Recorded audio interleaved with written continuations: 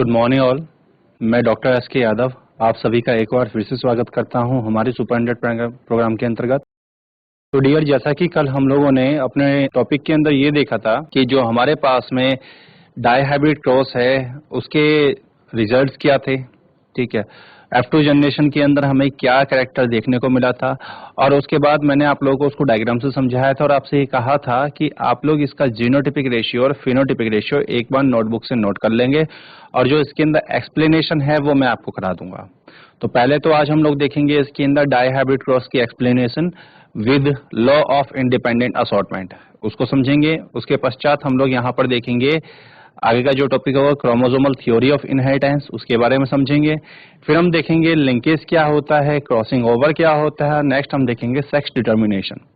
तो ज्यादा समय न लेते हुए चलते हैं अपने स्मार्ट बोर्ड की तरफ और करते हैं आज का टॉपिक शुरू। तो डियर, हम लोगों ने इसके अंदर जो है थोड़ा सा देखा था जो डाई हाइब्रिड क्रॉस होती है वह क्या होती है, उसका डायग्राम बनवाया था मैंने आप लोगों को, उसकी क्रॉस करके दिखाई थी। अब हम इसके अंदर देख लेंगे यहाँ पर जो डाई हाइब्रिड क्रॉस हमारे पास हो रही है उसका रेशियो क्या बन के आया था। हालांकि मैंने आप लोगों से कहा था कि आप लोग उसको जो है घर से नोट करके लाएंगे, बट कोई बात नहीं, हम यहाँ पे एक बार उसका फिनोटिपिक रेशियो और जीनोटिपिक रेशियो देख लेते हैं और साथ ही साथ लॉ ऑफ इंडिपेंडेंट असॉर्टमेंट को भी समझ लेते हैं वह क्या होता है। तो देख लेते हैं उसको क्या कहता है ये। तो डाई हाइब्रिड क्रॉस जो हमने बनाई थी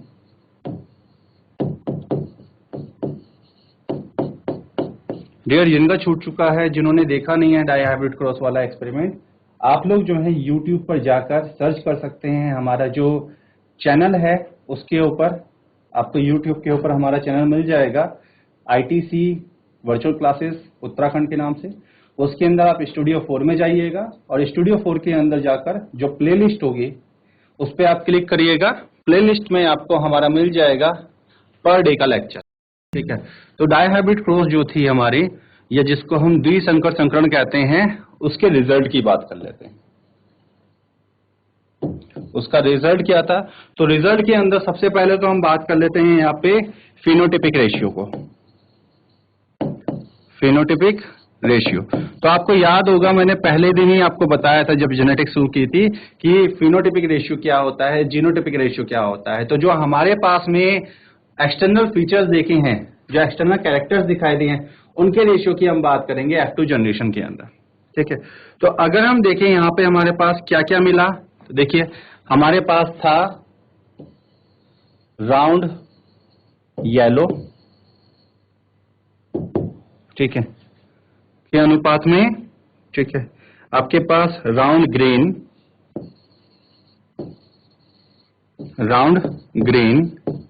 के अनुपात में रिंकल्ड येलो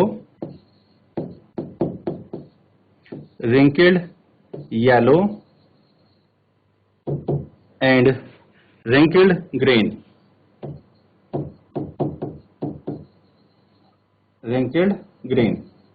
अब इनका अनुपात देख लेते हैं हमारे पास किस अनुपात में ये हमारे सामने बन के आए थे। हालांकि मैंने आप लोगों को होमवर्क दिया था, बट कोई बात नहीं, हम इसको देख लेते हैं किस अनुपात में हमारे पास आए थे ये, ठीक है।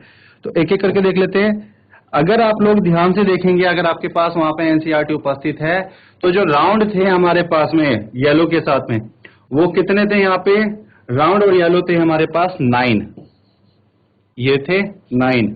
उसके बाद हम बात करते हैं राउंड और ग्रीन की, तो राउंड और ग्रीन आपको मिले थे यहाँ पे 3।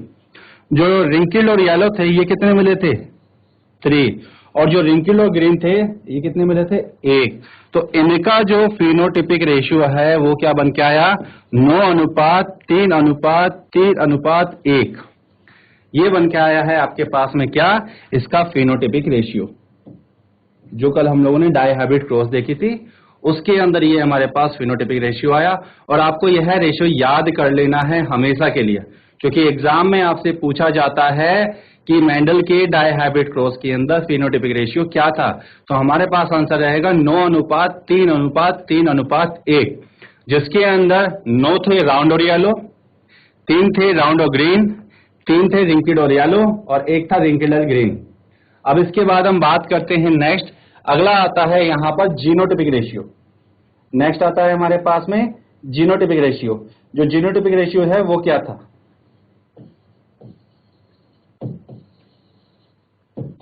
Genotypic ratio. जीनोटिपिक रेशियो की हम बात कर लेते हैं। इसका जीनोटिपिक रेशियो हमारे सामने क्या था, तो देखिए इसका रेशियो हमारे पास कैसे दिखाएंगे, कॉम्बिनेशन क्या क्या आए थे, हम कॉम्बिनेशन के आधार पर बताएंगे हमारे पास कॉम्बिनेशन क्या क्या आए थे। कैपिटल आर कैपिटल वाई, ये एक कॉम्बिनेशन था। Capital R capital Y small Y, ये कॉम्बिनेशन था। Capital R small R capital Y, ये एक कॉम्बिनेशन था। Capital R small R capital Y small Y, ये एक कॉम्बिनेशन था। ठीक है, नेक्स्ट हम आगे बढ़ते हैं। इसके अंदर अगला क्या था हमारे पास, अगला था हमारे पास में कैपिटल आर स्मॉल वाई, ये एक हमें देखने को मिला था। एक मिला था कैपिटल आर स्मॉल वाई, एक हमें देखने को मिला था इसके अंदर स्मॉल आर कैपिटल वाई, और एक हमें देखने को मिला था यहाँ पे small R capital Y small Y. ठीक है, और जो अगला देखने को मिला था हमें वो क्या था यहाँ पर, वो था आपका स्मॉल आर स्मॉल वाई। तो ये हमारे पास में कॉम्बिनेशंस मिले थे। अब इनके नंबर की बात कर लेते हैं।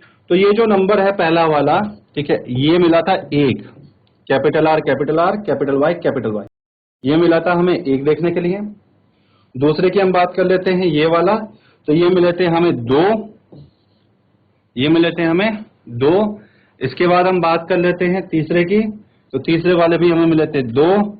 आप इस चीज को चार्ट के साथ मैच करेंगे, जो कल चार्ट बनवाया था मैंने आपको, उसके साथ भी मैच करते रहेंगे, समझते रहेंगे इसको। जो capital R capital Y small Y थे, ये मिले थे हमें चार, ये थे चार। इसके बाद जो हमारे पास कैपिटल आर स्मॉल वाई का जो कॉम्बिनेशन था, ये मिला था हमें एक। ठीक है, फिर हम बात कर लेते हैं यहाँ पे कैपिटल आर और स्मॉल वाई, ये मिले थे हमें दो।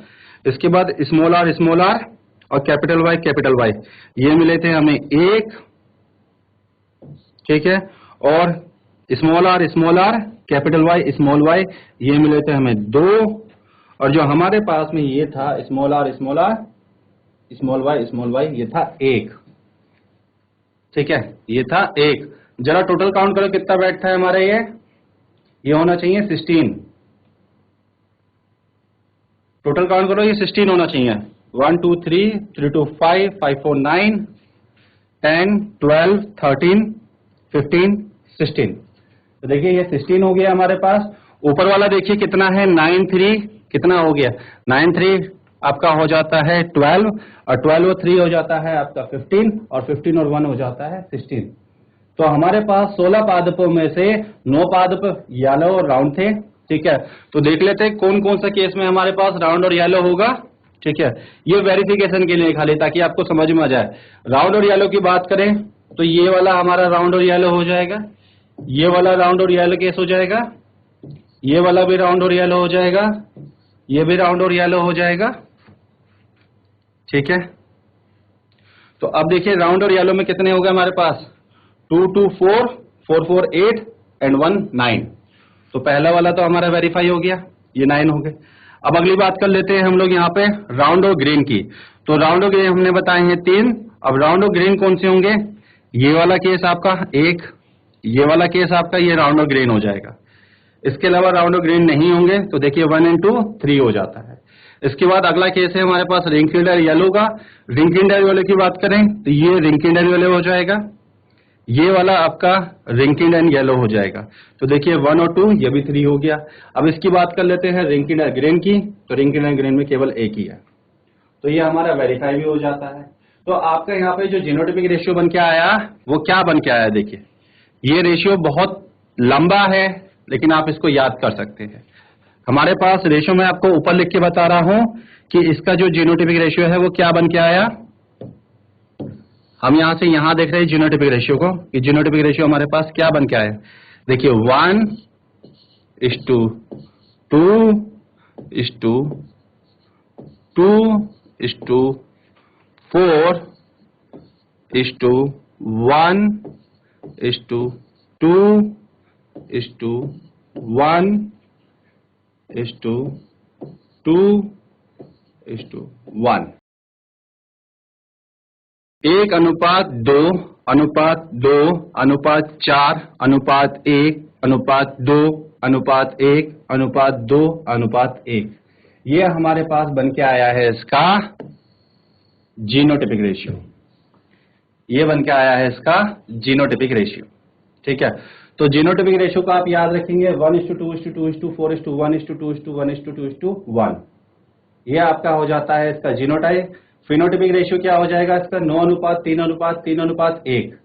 ये हमारे पास इसका रेशियो हो जाएगा फिनोटाइपिक रेशियो। तो ये थे हमारे पास जीनोटाइप और फिनोटाइपिक रेशियो जो मैंने आपको बता दिए हैं। अब इसके बाद हम बात कर लेंगे यहाँ पे मेंडल की एक्सप्लेनेशन की, और साथ ही साथ हम बात कर लेंगे यहाँ पर मेंडल के लॉ ऑफ इनहेरिटेंस की, जो हमारे पास बन के आया था लॉ ऑफ इंडिपेंडेंट असॉर्टमेंट। तो क्या ये आप सब लोगों ने नोट कर लिया? यदि हाँ तो हाथ खड़ा करके बताइए। ठीक है, अब इसके अंदर हम बात कर लेते हैं कि मेंडल का जो है हमारे पास में क्या निष्कर्ष निकला था। ठीक है, तो हम बताएंगे यहां पर, देखिएगा ऊपर बताए गए एक्सपेरिमेंट, ऊपर बताए गए एक्सपेरिमेंट के आधार पर मेंडल ने अपना कंक्लूजन प्रस्तुत किया था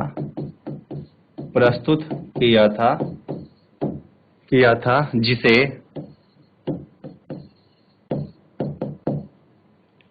लॉ ऑफ इंडिपेंडेंट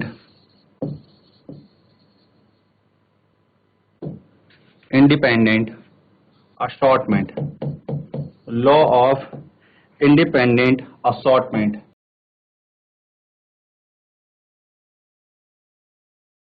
के नाम से जाना जाता है। अब बेटा लॉ ऑफ इंडिपेंडेंट असॉर्टमेंट होता है स्वतंत्र अव्यूहन का नियम। हिंदी में यह हो जाता है स्वतंत्र अव्यूहन का नियम। हिंदी में हो जाएगा स्वतंत्र अव्यूहन का नियम। लॉ ऑफ इंडिपेंडेंट असॉर्टमेंट, स्वतंत्र अव्यूहन का नियम।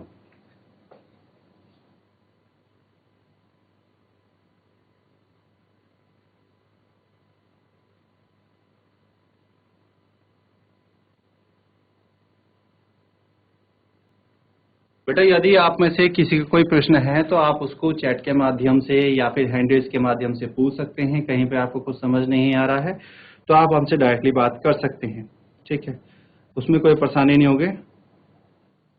ठीक है, तो ये लॉ जो है वो क्या है? ठीक है, अब इस लॉ को मैं जो है इंग्लिश में लिख रहा हूं जैसा कि मेंडल ने लिखा था। उसके बाद में मैं उसको हिंदी में बता दूंगा, आप नोट कर लीजिएगा उसको। ठीक है, तो लॉ क्या कहता है? ठीक है, it stated that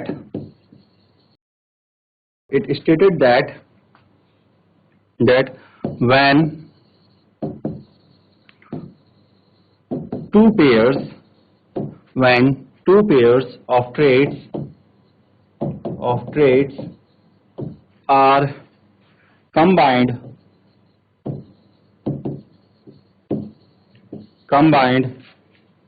into a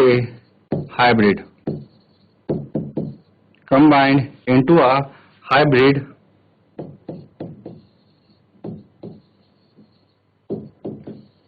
segregation of one pair of character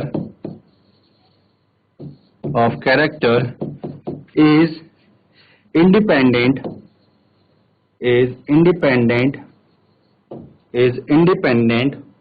of the other pair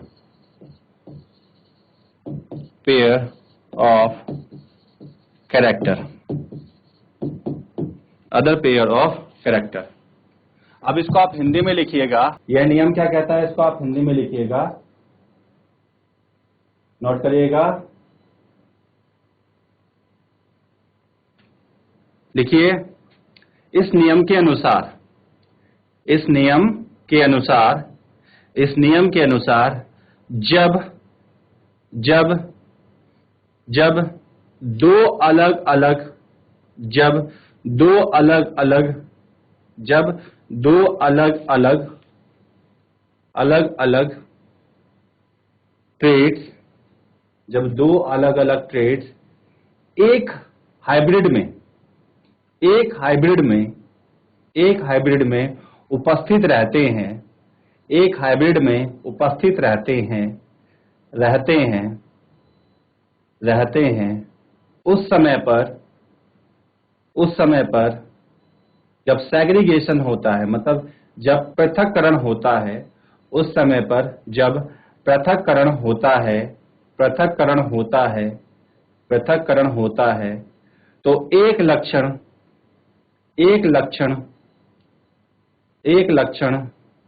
दूसरे लक्षण से स्वतंत्र रहता है, एक लक्षण दूसरे लक्षण से स्वतंत्र रहता है, स्वतंत्र रहता है। मैं फिर से बता देता हूं, नोट कर लीजिएगा। इस नियम के अनुसार जब दो लक्षण एक हाइब्रिड में उपस्थित रहते हैं, जब दो लक्षण एक हाइब्रिड में उपस्थित रहते हैं तब दोनों लक्षण का पृथक्करण एक दूसरे से स्वतंत्र होता है, दोनों लक्षण का पृथक्करण एक दूसरे से स्वतंत्र होता है। तो यही होता है हमारे पास स्वतंत्र अवयवों का नियम। ठीक है, अब इसकी एक्सप्लेनेशन मैं आपको देता हूं। एक्सप्लेनेशन देखिएगा, एक्सप्लेनेशन क्या कहती है। अब एक्सप्लेनेशन क्या कहती है उसको मैं थोड़ा सा आपको समझाता हूं। जो हम लोगों ने अभी ये देखा है, लॉ देखा है, डायहाइब्रिड क्रॉस का आपका फिनोटाइप देखा, जीनोटाइप देखा। अब इसके अंदर लॉ ऑफ इंडिपेंडेंट असॉर्टमेंट कैसे काम करता है, इसकी जरा मैं आपको एक्सप्लेनेशन देखता हूं।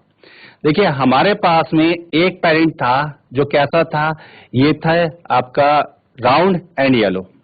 दूसरा जो पेरेंट था वो कैसा था, यह था हमारे पास रिंकल्ड एंड ग्रीन। तो हमारे पास प्राकृतिक रूप से एक तरफ था राउंड एंड येलो और दूसरी तरफ था राउंड आपका रिंकल्ड एंड ग्रीन।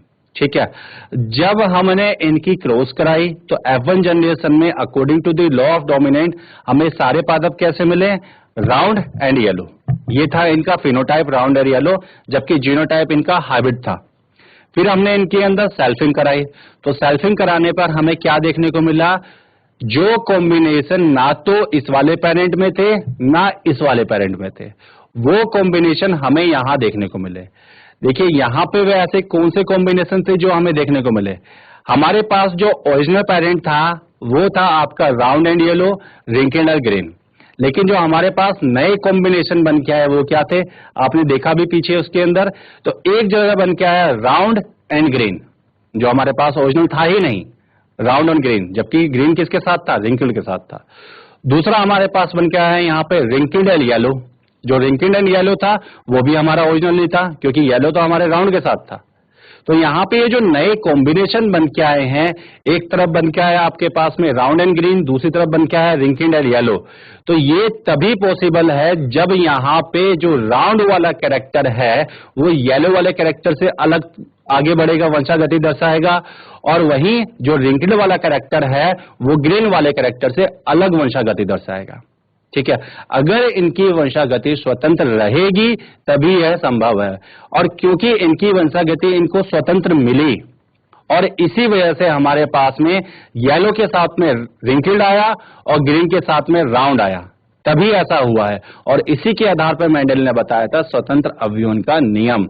तो स्वतंत्र अवयवों के नियम में मेंडल ने क्या एक्सप्लेन किया था, लो तो मैंने आपको बता दिया, मेंडल ने एक्सप्लेन किया था, आप उसको लिख दीजिएगा। मेंडल का स्वतंत्र अवयवों का नियम क्या कहता है एक्सप्लेनेशन में, जब लिख लीजिएगा इसको, जब दो अलग अलग लक्षण, जब दो अलग अलग लक्षण के आधार पर, जब दो अलग अलग लक्षण के आधार पर संकरण कराया जाता है, संकरण कराया जाता है, संकरण कराया जाता है, तो स्वपरागण से, तो स्वपरागण से F2 जनरेशन में, तो स्वपरागण से F2 जनरेशन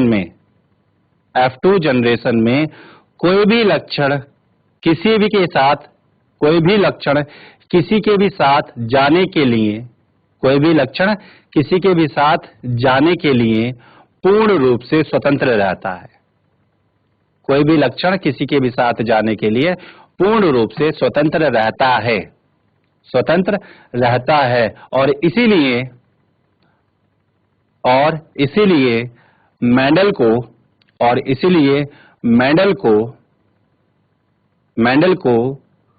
वो पौधे प्राप्त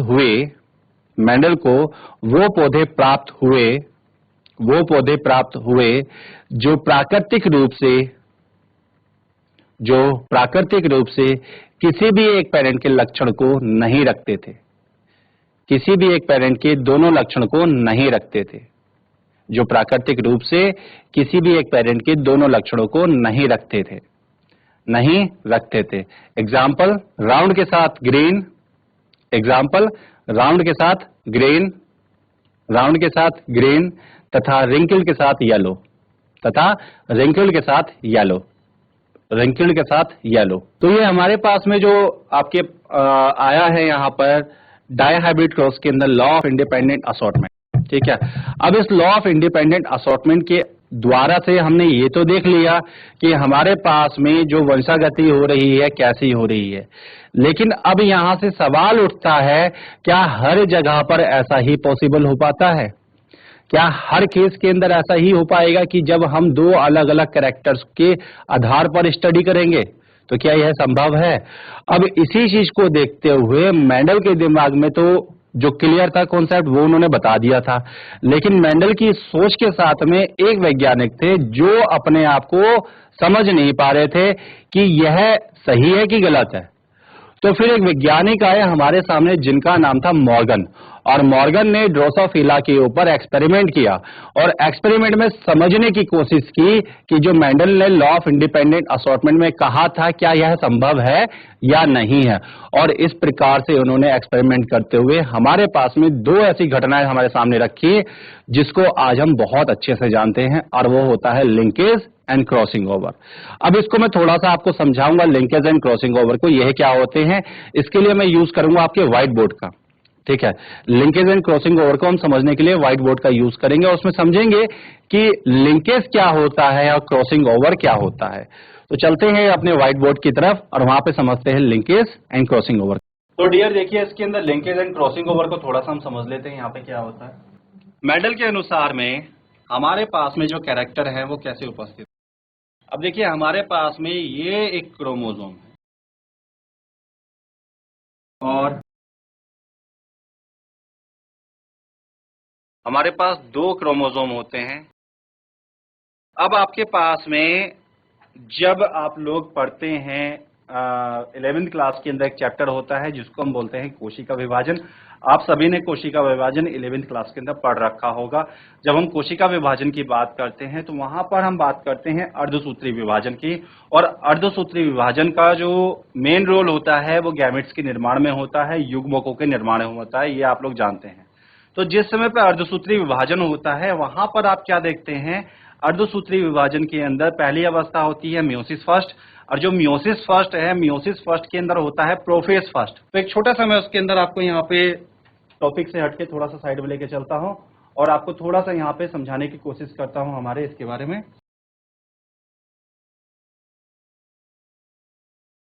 तो जब हम बात करेंगे यहाँ पर देखिए मियोसिस की, तो मियोसिस को कहते हैं अर्धसूत्री विभाजन।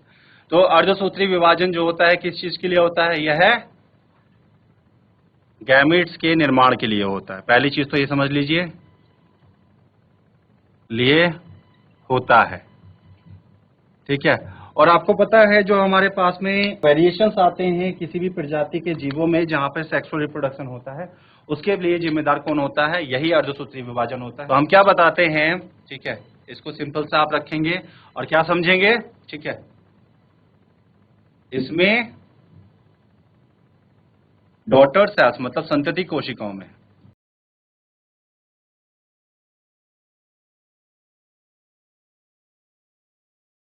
डॉटर सेल्स में मतलब संतति कोशिकाओं में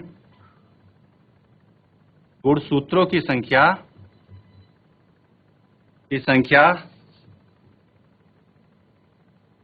मात्र कोशिका मतलब मदर सेल से आधी हो जाती है और इसीलिए तो हम कहते हैं इसको अर्धसूत्री विभाजन। तो हमारे पास गुणसूत्रता की संख्या होगी वह आधी होगी। ठीक है, अब यह जो विभाजन होता है ये 2 चरणों में होता है। ठीक है, यह विभाजन 2 विभाजन के फलस्वरूप पूर्ण होता है। 2 विभाजन के फलस्वरूप पूर्ण होता है।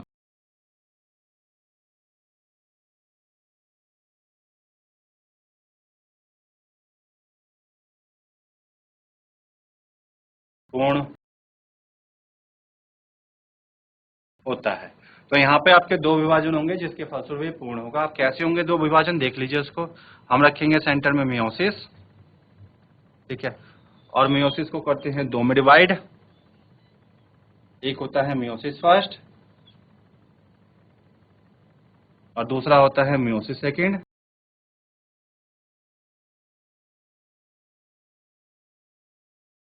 जो हमारे पास में मियोसिस फर्स्ट है के अंदर क्या होगा, पहला होगा देखिए प्रोफेज फर्स्ट। जो प्रोफेज फर्स्ट होता है इसके अंदर आपकी 5 सब स्टेजेस आती है। प्रोफेज फर्स्ट के अंदर 5 सब स्टेजेस आती हैं। कौन कौन सी होती हैं देखिए, हमारे पास पहला होता है लैप्टोटीन, दूसरा होता है जाइगोटीन,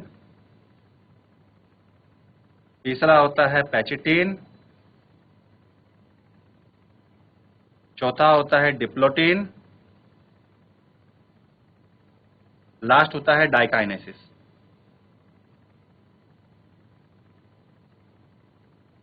लैप्टोटीन, जाइगोटीन, पैचिटीन ये, और इसके बाद यहां चलेगी आपकी, इसके बाद मेटाफेज फर्स्ट। इसके बाद ये जो स्टेज हैं वो किसकी हैं, ये प्रोफेज फर्स्ट की बताई है मैंने। अब ये आप क्या करेंगे जब इसको लिखेंगे ना, तो यहाँ पे आप गैप लेके चलेंगे। ये सारी स्टेज यहां से लिखना शुरू करेंगे नीचे की तरफ से, क्योंकि मेरे पास जगह नहीं है बोर्ड पर ज्यादा और मैं यहीं पे समझाना चाहता हूं, इसलिए मैं इसके साइड में लिख रहा हूं। तो जैसे आप प्रोफेज फर्स्ट डालेंगे उसके अंदर ये लिख लेंगे, उसके बाद नीचे से लिखना शुरू करेंगे। ऐसा नहीं किसी के सामने लिखेंगे, मेरे पास तो जगह नहीं है इसलिए मैं इसके सामने लिख रहा हूं। ठीक है, मेटाफेज फर्स्ट, इसके बाद आता है एनाफेज फर्स्ट और लास्ट आता है टेलोफेज फर्स्ट। ठीक, मियोसिस सेकंड के अंदर अगर हम लोग बात करें तो यहां पे मिलेगा आपको प्रोफेज सेकंड, फिर मेटाफेज सेकंड, फिर मिलेगा आपको एनाफेज सेकंड, लास्ट मिलता है आपको टेलोफेज सेकंड, और अंततः हमारे पास में हो जाएगा यहां पर साइटोकाइनेसिस, जिसमें कोशिका अंततः 2 कोशिकाओं में विभाज होती है। ठीक है, अब देखिए यहां पर क्या नाम देते हैं हिंदी में, मैं आपको बता देता हूं। ध्यान से देखिएगा, ये कहलाती है आपकी पूर्व अवस्था, यह कहलाती है मध्य अवस्था, यह कहलाती है पश्च अवस्था और यह कहलाती है अंत अवस्था। ठीक है, पूर्व अवस्था, मध्य अवस्था, पश्च अवस्था और अंत अवस्था, इसको हम हिंदी में यह नाम देते हैं। ठीक है, अब ये जो हमारे पास में हो रहा है ये क्यों हो रहा है इसको हम समझते हैं। देखिए मियोसिस फर्स्ट का कॉन्सेप्ट बहुत सिंपल है। वो क्या है, देखो मैं अपनी बात करूं, ठीक है, चलो पहले आप लोग नोट करो इसको तब मैं समझाता हूं आपको।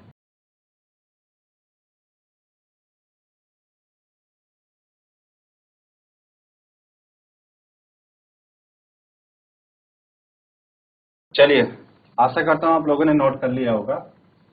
देखो मियोसिस जो होता है अर्धसूत्री विभाजन है, जैसा कि मैंने आपको बताया।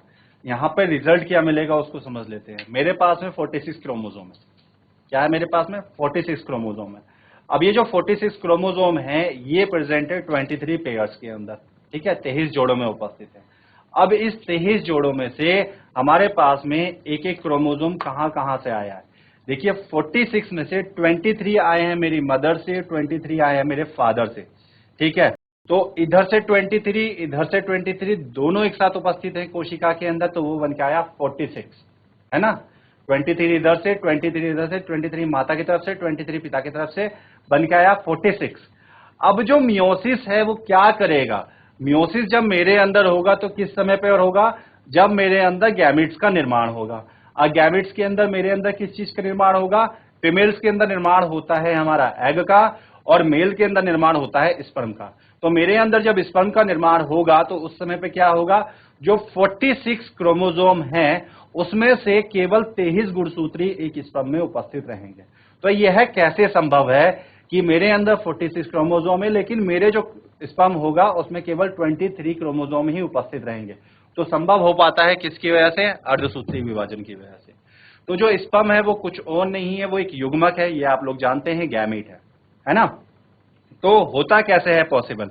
तो जिस समय पर अर्धसूत्री विभाजन होगा तो वहां पे हुआ मियोसिस फर्स्ट। तो मियोसिस फर्स्ट में हम सिंपली क्या करेंगे? जो ये हो रहा है ना मियोसिस फर्स्ट, इसमें हम सिंपली क्या करेंगे? मेरे पास में एक गैमिट मदर सेल है, ठीक है। मतलब ये एक हमारे पास कोशिका, आप समझ लीजिए एक कोशिका है। इसको अगर मैं समझाऊं तो जैसे मान लेते हैं एक मार्कर को लेके चल लेते हैं एग्जांपल। ये मार्कर, ये मेरे पास में एक सेल है जिसके अंदर टोटल 46 क्रोमोसोम है, टोटल 46 क्रोमोसोम। अब मियोसिस फर्स्ट के अंदर हमें सिंपल सा क्या करना है? इस 46 क्रोमोसोम के अंदर माता के क्रोमोसोम फिर से अलग कर देंगे और पिता के क्रोमोसोम फिर से अलग कर देंगे। लो जी, हमने कर दी। ये माता के क्रोमोसोम अलग हो गए, ये पिताजी के क्रोमोसोम अलग हो गए। अब पिता के क्रोमोसोम मेरे पास कितने आए थे? 23, तो वो ये रहे। माता के पास से कितने आए थे क्रोमोसोम? 23, तो वो ये रहे। तो मियोसिस फर्स्ट का जो अंतर हमें मिला है फल, वो यही है कि हमने माता और पिता के क्रोमोसोम को अलग कर दिया दो अलग अलग कोशिकाओं के अंदर। तो यहां पे बनी हमारे पास दो कोशिकाएं जिनके पास 23 प्रेजेंट क्रोमोसोम रहेंगे।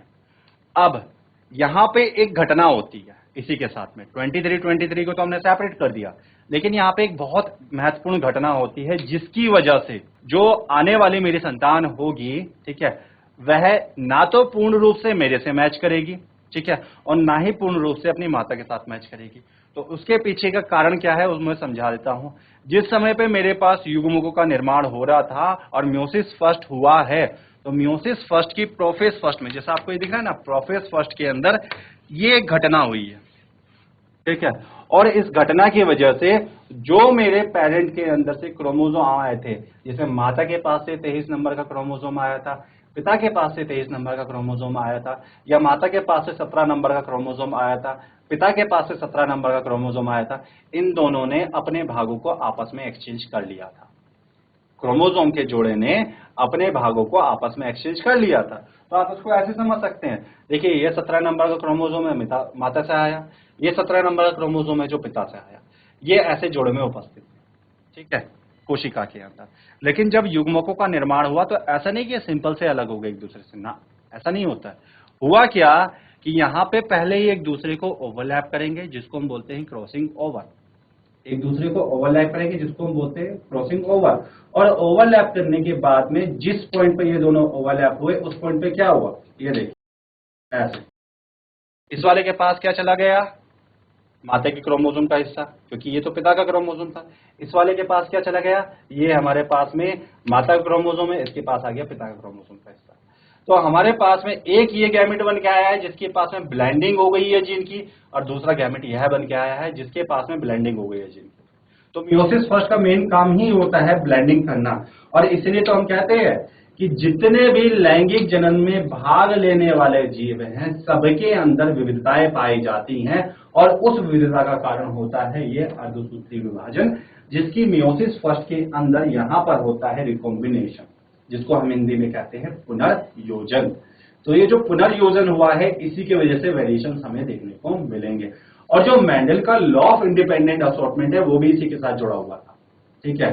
और वो कैसे जुड़ा हुआ था? देखिए, जब इनके बीच में एक्सचेंज हुआ, ठीक है, इनके बीच में एक्सचेंज हुआ, तो एक्सचेंज के दौरान पर कुछ कैरेक्टर्स ऐसे हो जाते हैं जो एक दूसरे के साथ चले जाते हैं, लेकिन कुछ कैरेक्टर्स ऐसे होते हैं जो एक दूसरे के साथ कभी नहीं जा पाते, ठीक है। तो मेंडल के केस में तो ये हुआ था कि कैरेक्टर एक दूसरे के साथ में नहीं गए थे, लेकिन ये चीज मॉर्गन के साथ नहीं हुई थी। मॉर्गन ने देखा था कि मेंडल जो कह रहे हैं कि कैरेक्टर एक दूसरे से अलग अलग जा रहे हैं, ठीक है, लेकिन मेरे केस के अंदर तो ऐसा हो नहीं रहा है। तो इसका कारण क्या है? तब जाके मॉर्गन ने वहां पे कॉन्सेप्ट दिया था लिंकेज एंड रिकॉम्बिनेशन का, जिसको हम क्रॉसिंग ओवर के साथ देखते हैं।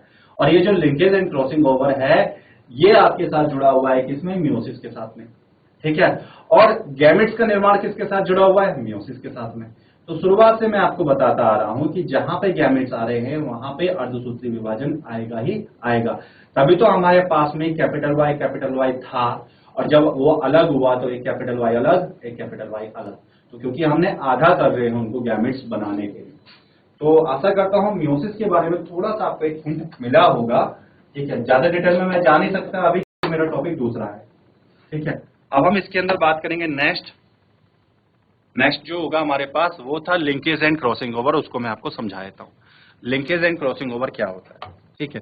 तो जैसे मैंने आपको बताया था यहाँ पे कि भाई मेरे पास में ये एक गुणसूत्र है ना, जिसको समझ लीजिए ये पिता का गुणसूत्र था, ये एक गुणसूत्र है, इसको समझ लीजिए कि ये माता का गुणसूत्र था। एक पिता का गुणसूत्र और एक माता का गुणसूत्र। तो हमारे पास में ये दो गुणसूत्र उपस्थित हो गए हैं। अब इसके बारे में हम बता रहे हैं कि यहाँ पर जैसे इस जगह पर एक जीन उपस्थित है, इस जगह पर, ठीक है, और इसी के साथ में दूसरा जीन यहां पर उपस्थित है। इस जगह पर एक जीन उपस्थित है, दूसरा जीन यहां पर उपस्थित है, ठीक है। यहां हम बताते हैं यहां पे हमारे पास एक जीन यहां उपस्थित है, ठीक है, और एक जीन यहां उपस्थित है, ठीक है। यहां देख लेते हैं हम लोग, यहां पे भी सेम कंडीशन है हमारे पास में, ठीक है। एक जीन यहां उपस्थित है और एक जीन यहां उपस्थित है, और यहां पे हमारे पास एक यहां उपस्थित है और एक यहां पर उपस्थित है। जब इनके मध्य क्रॉसिंग ओवर हुआ, जैसे कि हम लोगों ने किसमें कहा था? मियोसिस के अंदर, क्या होगा? ये दोनों अपने पार्ट्स को बदल देंगे, ये दोनों अपने भागों को बदल देंगे। अब देखिए यहां पे बदला तो कैसे बदला, जैसे ये डायग्राम फिर से बनाएंगे हम लोग।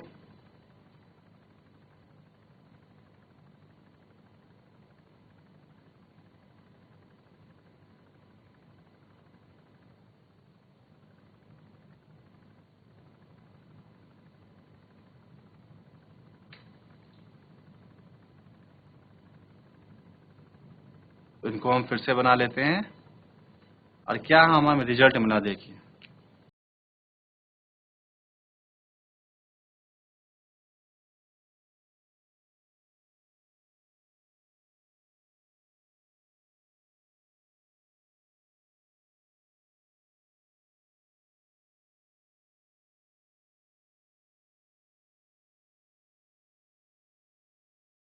क्योंकि इनके बीच में हुआ है क्रॉसिंग ओवर, तो इन्होंने अपने भागों को कर लिया है एक्सचेंज, इस तरह से।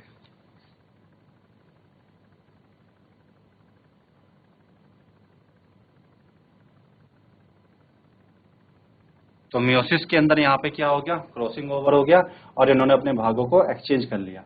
तो इसमें आप देख रहे हैं यहाँ पर ब्लू वाले के पास ब्लैक का हिस्सा चला गया और ब्लैक वाले के पास ब्लू का हिस्सा चला गया। अब देख लेते हैं यहाँ पे जीन्स के साथ में क्या हुआ। ध्यान से देखिएगा यहाँ पे जीन्स के साथ में क्या हुआ, इनके साथ हमें क्या देखने को मिला।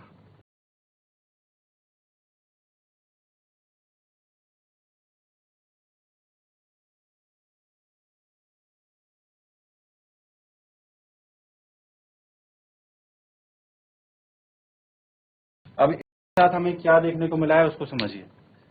पहले वाले केस की हम बात करते हैं, ये पैटर्नल क्रोमोसोम मान लीजिए, ये हमारे पास किसका है? ये पैटर्नल पिता का, मैटरनल माता का। अब ये भी हमारे पास पैटर्न है और ये भी हमारे पास मैटर्न है, लेकिन हमारे पास डिफरेंस क्या देखने को मिला? आप ध्यान से देखिएगा, ये है जीन ए और ये है बी। यहाँ पे भी हम नाम दे देंगे ए डैश और बी डैश। ये है जीन हमारे पास सी, ये है डी, ये हो जाएगा सी डैश, ये हो जाएगा डी डैश, ठीक है। अब यहाँ पे देखिएगा, ये हमारे पास में है सी, लेकिन यहाँ पे आ गया डी डैश। ये हमारे पास है सी डैश, लेकिन यहाँ पे आ गया डी, और यहाँ पे आपका मिला है ए एंड बी और यहां मिला है ए डैश एंड बी डैश। तो ऊपर वाले केस में और नीचे वाले केस में क्या डिफरेंस आपको देखने को मिल रहा है, ध्यान से देखिएगा। जब इस वाले क्रोमोसोम की, मतलब ये जो क्रोमोसोम है, जब इसके ऊपर वाले हिस्से के अंदर आगे जाके एक्सचेंज हुआ पार्ट्स का, तो यहां पे हमें क्या देखने को मिला, ए बी जीन दोनों एक साथ गए हैं, ठीक है, और इसके ए डैश और बी डैश दोनों यहां पर एक साथ गए, ये अलग नहीं हुए, ये दोनों एक साथ चले गए। लेकिन वहीं हम लोग यहां पे बात करें तो नीचे वाले हिस्से के अंदर क्या हुआ, जो सी जीन है अब उसके साथ में आ गया सी डैश, और जो सी डैश था इसके साथ आ गया डी। तो यहां पर ऐसा क्यों हुआ, यहां पर ऐसा इसलिए हुआ क्योंकि ये जीन दोनों इतने ज्यादा पास थे, इतने ज्यादा पास थे कि ये एक दूसरे से अलग अलग जगह पे इंडिपेंडेंटली नहीं जा सकते, ये इंडिपेंडेंटली एक दूसरे से नहीं जा सकते, ठीक है, जब भी जाएंगे एक साथ जाएंगे।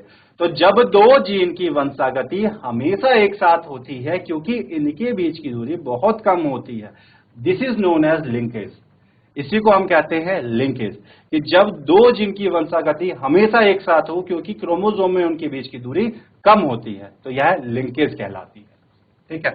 अब हम बात कर लेते हैं इस वाले केस में। तो देखिए यहां पे सी और डी के बीच में कितनी ज्यादा डिस्टेंस है, सी डैश और डी डैश के बीच में दूरी कितनी ज्यादा है, बहुत ज्यादा है।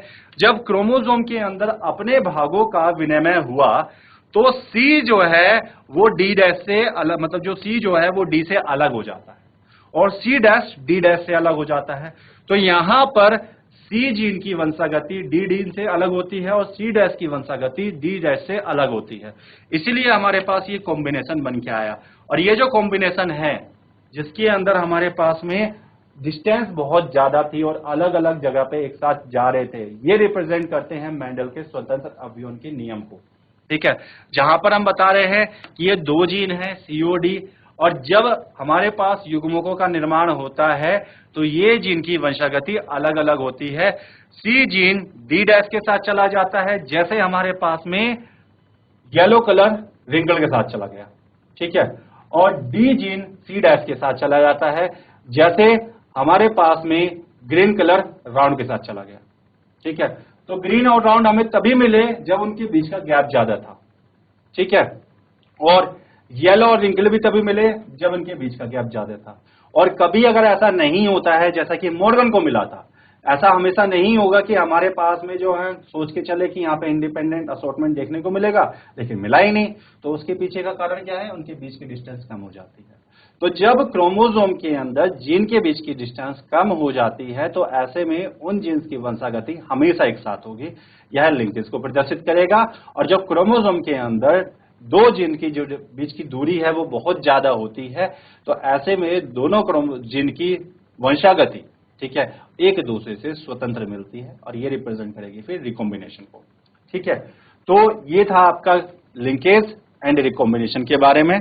अब मैं उसको थोड़ा सा आपको जो स्मार्ट बोर्ड है वहां पर एक थोड़ा सा थ्योरी में बता दूंगा, और साथ ही साथ हम यहाँ पे ये भी देखेंगे जो मेंडल है, मेंडल के जो हम लोगों ने बात की थी यहाँ पे फैक्टर्स की, तो मेंडल ने जो फैक्टर्स के बारे में बताया था, क्या क्रोमोसोम के अंदर कुछ ऐसा नेचर देखने को मिलता है।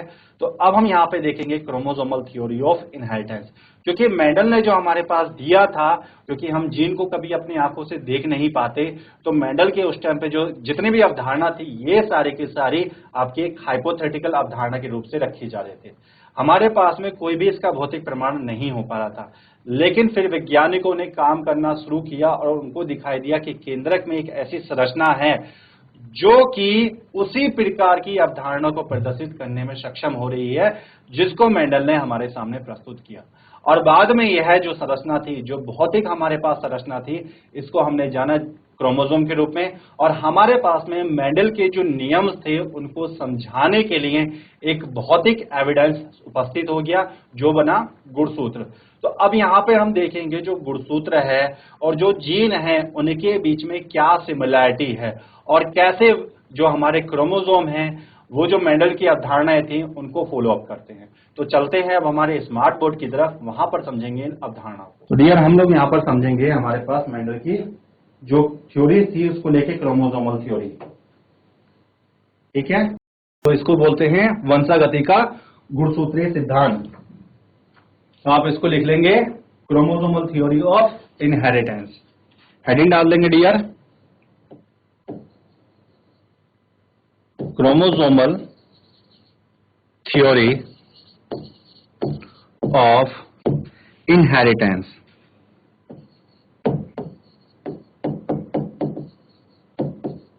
क्रोमोसोमल थ्योरी ऑफ इनहेरिटेंस मतलब हिंदी में लिख लीजिएगा इसको, ठीक है,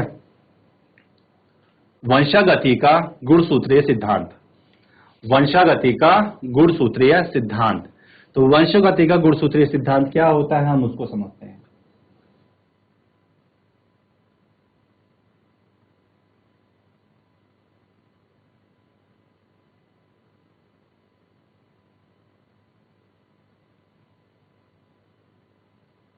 तो डियर देखिए ये जो थ्योरी है ये किसने दी थी, पहले हम इसको यहां पे समझेंगे, ठीक है। तो हम बताते हैं यह थ्योरी वॉल्टर सटन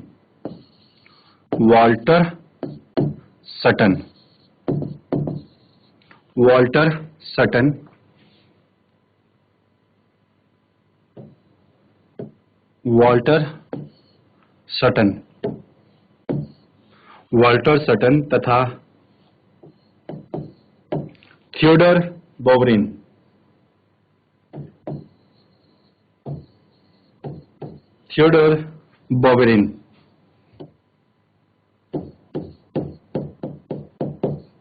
ने प्रस्तुत की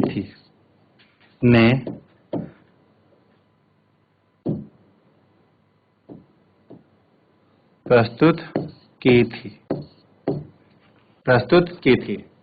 ठीक है, थियोडर बोवेरिन ने प्रस्तुत की थी। अब इन्होंने क्या देखा, ठीक है, इन्होंने यह पाया था कि जो हमारे पास में क्रोमोसोम है वो उसी तरह से बिहेव करते हैं जिस प्रकार से जीन्स करते हैं, ठीक है। तो बताते हैं इन्होंने पाया था कि क्रोमोसोम्स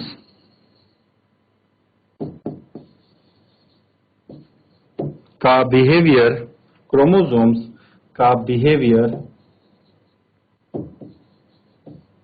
उसी प्रकार का होता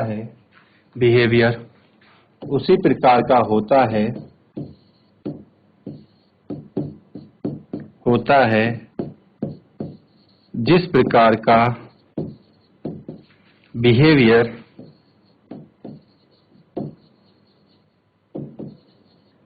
बिहेवियर जीन्स। अब जीन्स को मेंडल ने क्या कहा था, फैक्टर्स, इसमें लिख देंगे मेंडल। तो कंफ्यूज मत होइएगा, जीन्स या फैक्टर बात एक ही चल रही है, का होता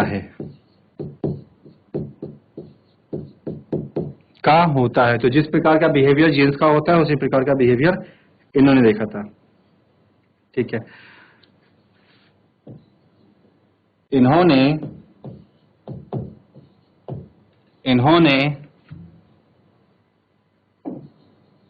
लॉ ऑफ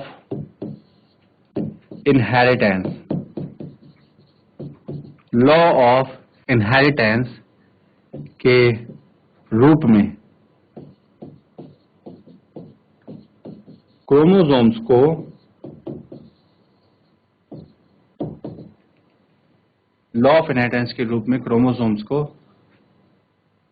के रूप में की जगह आप कर दीजिएगा यहाँ पे के लिए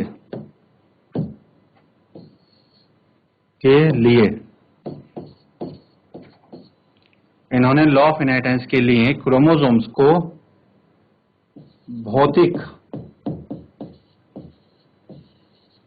आधार के रूप में प्रदर्शित किया था। तो इन्होंने क्या किया, जो क्रोमोसोम होते हैं उनको वंशागति के नियमों के भौतिक आधार के रूप में प्रदर्शित किया था। अब ये क्या कहते हैं उसको हम समझ लेते हैं, ठीक है। तो इनके अनुसार ये क्या थे, ठीक है। आप लोगों ने नोट कर लिया? यदि हाँ तो हाथ खड़ा करके बताइए बेटा जरा एक बार। ठीक है, तो देखिए क्या कहते हैं, शटन तथा इनके कोवर्कर्स के अनुसार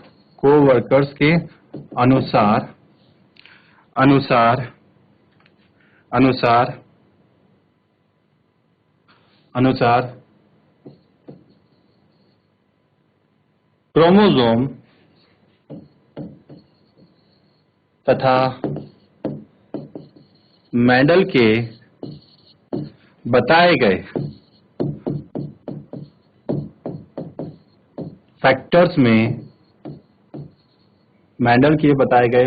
में निम्नलिखित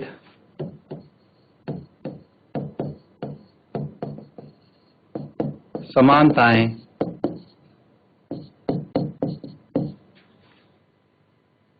होती हैं। अब कौन कौन सी समानताएं होती हैं उसको समझ लेते हैं। देखिए पहली समानता क्या होती है, किसी भी एक द्विगुणित कोशिका में क्रोमोसोम तथा जीन जोड़े में पाए जाते हैं। एक डिप्लॉइड कोशिका में जीन तथा गुणसूत्र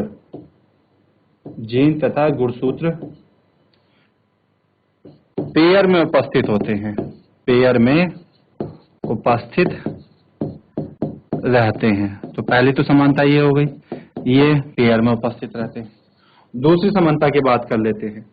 ठीक है, मियोसिस के दौरान गैमीट्स के निर्माण के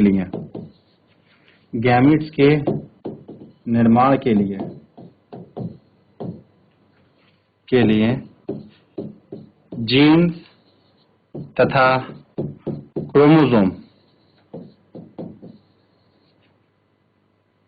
का जोड़ा टूट जाता है।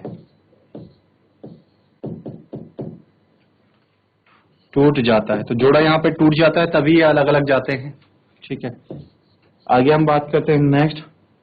ठीक है, आगे क्या कहते हैं, इसके अंदर संतानों में पेरेंट से जीन के जोड़े अथवा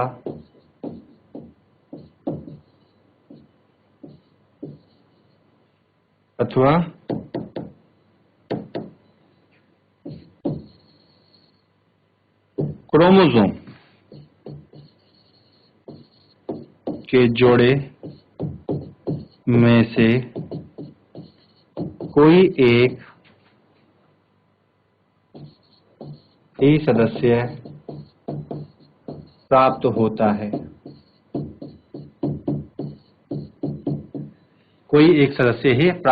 तो जैसे आपने देखा था जब कैपिटल टी और स्मॉल टी गया था किसी पेरेंट के अंदर, तो उससे उसकी संतान में केवल कैपिटल जाएगा या फिर स्मॉल जाएगा, दोनों एक साथ नहीं जाते हैं। इस प्रकार से जब हमारे पास दो जीन उपस्थित रहते हैं किसी पेरेंट के अंदर, केवल एक ही उसकी संतान में जा पाता है।